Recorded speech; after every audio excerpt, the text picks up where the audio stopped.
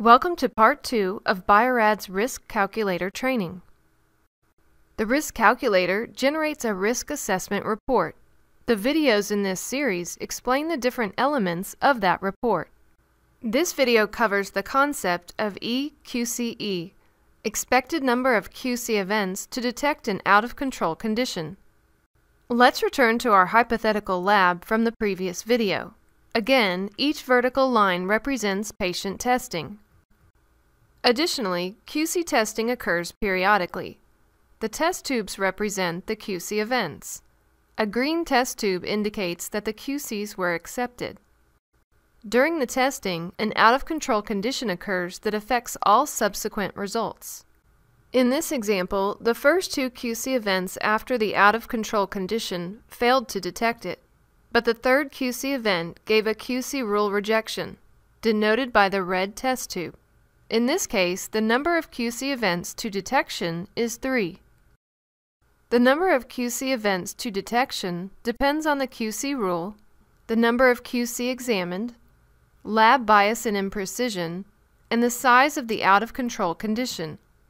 Suppose a lab is using a 1-3S, 2-2S, R-4S rule with 2 QCs.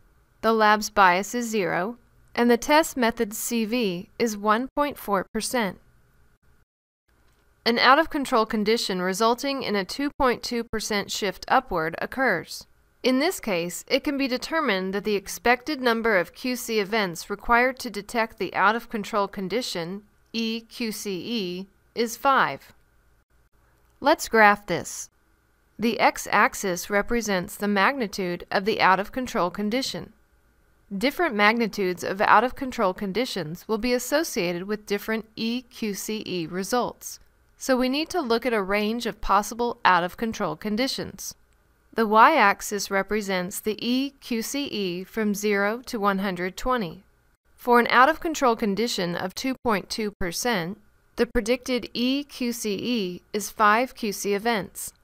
Let's look at a smaller out-of-control condition, say a 1.6% shift upward.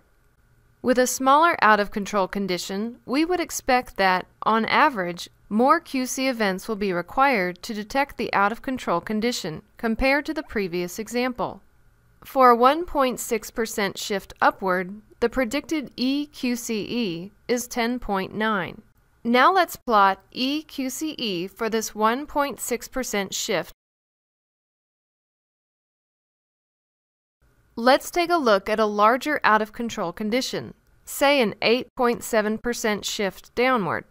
In this case, the predicted EQCE is 1. In general, small out-of-control conditions take longer to detect, whereas large out-of-control conditions, such as this example, are often detected immediately.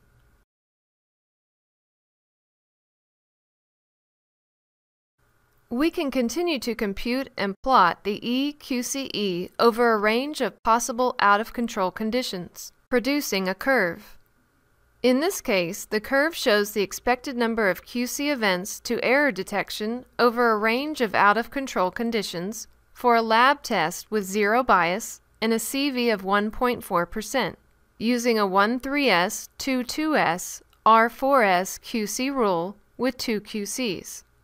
This EQCE curve appears here on the risk assessment report.